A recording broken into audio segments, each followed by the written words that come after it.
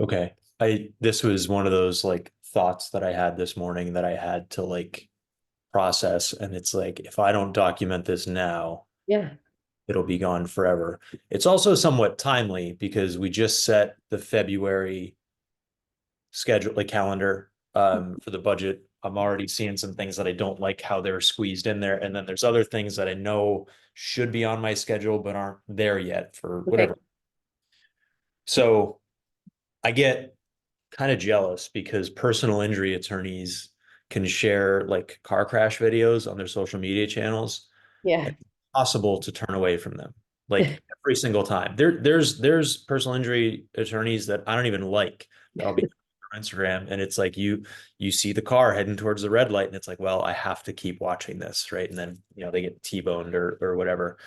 But I finally figured out how to use car crash videos in my business. Okay. You ready? Yeah. All right. So I'll start with this one. So this is loud. This is a track called Mid Ohio, which is conveniently located in the middle of Ohio.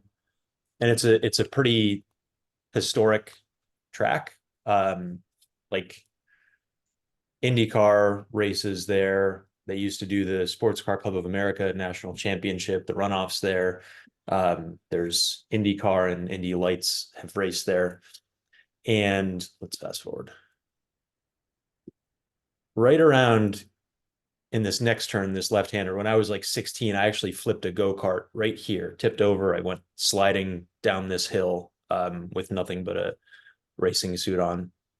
And then this part of the track, it used to be called the Honda Bridge, Honda or Acura, because there was a bridge that went over with the name on it. Anyway, watch this next right-hander. I'm flying 84 miles an hour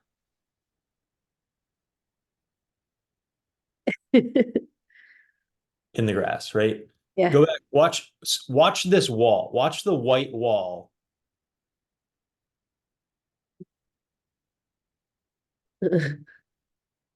Like too close for comfort, right? Yeah. Okay, that's my first one. Let me show you another one.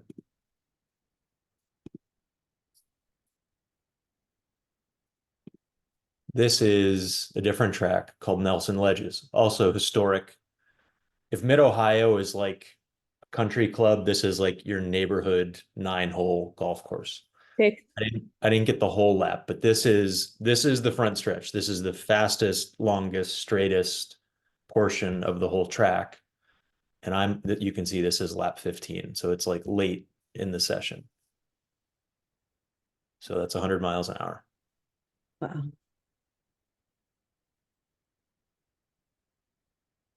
Mm. You can't hear me screaming because I shut this off, but I'm screaming, right? Um, And I ended up hitting one of these tire barriers. Yeah. Okay. Why am I showing you car crash videos? Because they're close calls. No, Right. because in those moments, and you can see how quickly it happens, right? You're cruising Yeah. along, and all of a sudden, boom, gone. There's this like memory device. I don't know if it's called a mnemonic or what, but it's if you spin both feet in.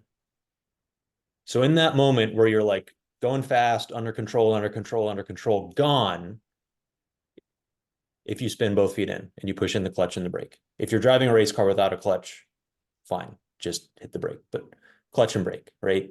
So you're not trying to power out of it. You're not trying to rescue the car. You're just keep the engine running, slow the car down. And in the first one I showed you, I was able to drive away. In this one, I like slammed into the tire wall and they had to tow me off.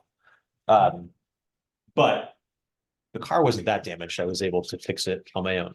So you don't need to think. You don't need to figure out what to do. You just like in that moment, if you spin both feet in, that's all you ever have to remember. And if you're new to living in Erie and you slip on the ice while you're driving, or same thing, like Yeah.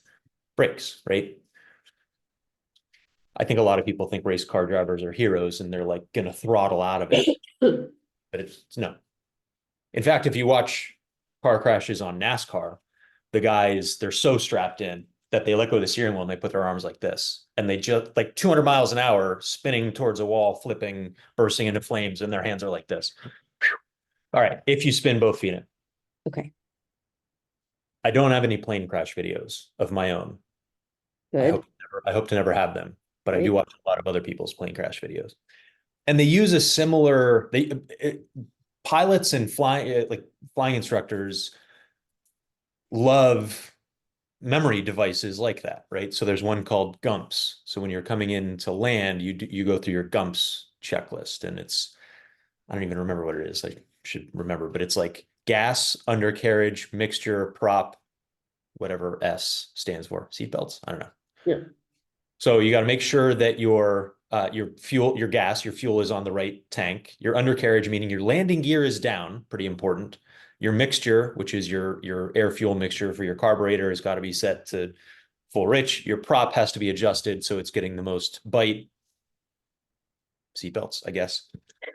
Like same thing. You can't, as long as you're following this, you don't have to think. You just have to mentally go through your checklist. And then in some planes, they'll shorten it and just do mixture pump prop, mixture pump prop. So fuel mixture, fuel pump is on, propeller is where it needs to be set. So like I'll be flying in the pattern to land with an instructor, and you're just doing laps. You land, take off, do another lap, right? So you're not flying. And in one lap around the traffic pattern, they'll go like 3 or 4 times, mixture pump prop, mixture pump prop, just saying it out loud, touching the knobs to make sure that like you're configured for landing. Okay. So we've got a GUMPS checklist. We've got if you spin both Both feet. feet in. So we can close our lesson on memory devices. I should look up what those are actually called, but you get it, right? Crash a Sure. car, both feet in, gonna be okay. Yeah. That's lesson one. Lesson two, and I'm going to tie both of these together. I feel sure. Yep. Is on standards. Okay. So standards are the minimum. Like we will not tolerate less than our standard. Goals are what you aspire to. And one of the reasons that I'm in the position that I'm in my life is I've raised my standards over time. So you get this because when there's, the types of places that I prefer to stay at, a hotel that has a concierge and a valet, and usually a spa and a nice restaurant and a bar and all of those things, right?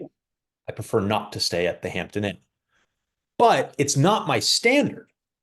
My standard is if I'm traveling for an event, I want to stay at the hotel where the What's the event's held, convenience? Yeah. right? So that's my standard. Get me at the hotel where the event is so I don't have to travel to it. When I'm traveling personally, yes, my standard is all of those other things. When I uh when I bought my first 911, right? I wanted a Targa, which is somewhat difficult to find. I wanted black or white. I wanted a red leather interior. I wanted a PDK transmission, which is the flappy paddle one on the steering wheel. I wanted the Sport Chrono package. That was my I would not accept less than, I wanted less than 20,000 miles, right? I would not accept less than any of those things. Okay.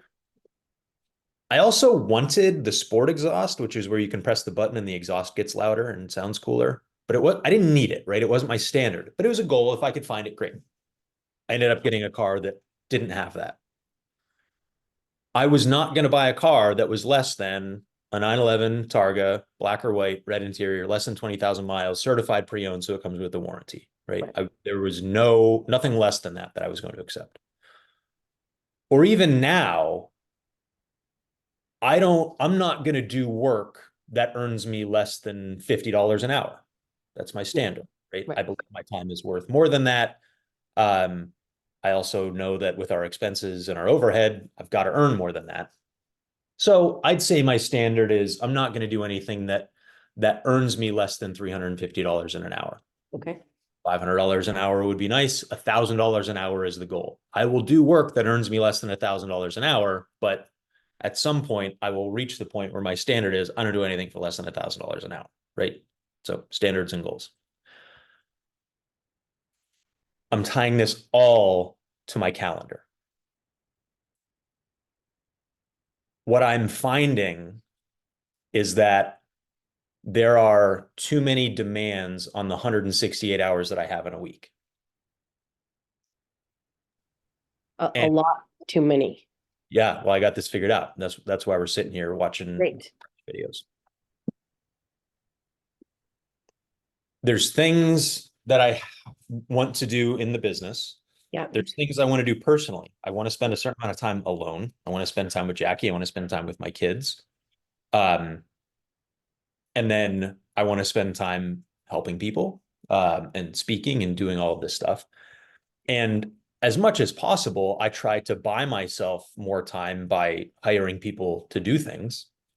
But I still haven't gotten to that point. So what we're going to do is we're going to create a standard and a memory device so that when the car is doing 100 miles an hour at the end of the front stretch and suddenly we're in a spin, we just need to remember one thing.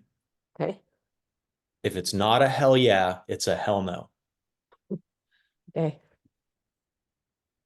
And I'm telling you this because you don't know what's going to be a hell yeah and a hell no for me yet. Right. But in the heat of battle, when there's 37 different people demanding my time immediately, you need to stop and say, is this a hell yeah or a hell no? Yeah. Okay. Now, where that's going to get difficult is it's black and white. And I believe that we need a little more gray area. Okay. So when we need further clarification, I'm going to score things 1 to 10. You're going to ask, Okay. is this a 1 or a 10? Right. If it's a 0 or 1 or 2 or 3 or 4, it's a hell no. It is not going to And get. hell no, by just for clarification, that means we're not going to do it at all. I'm unwilling to do it. I'm Okay. unwilling to do work for less than $350 an hour. Okay. So that needs to be delegated to someone else. Delegated or eliminated. Yeah. Okay. Fine. So 0, 1, 2, 3, 4 is a Okay. hell no. Okay. Delegate or eliminate. That's good. We're going to end up making this graphically. Yeah. 5, 6, or 7 is a yes Okay. eventually. Okay. A 5 may need to wait 2 months to meet Okay. with you. And if they're not willing to wait 2 months, it's not going to happen. Yeah. Um, a 7 may need to wait 2 weeks Okay. or more, 2 or 3 weeks.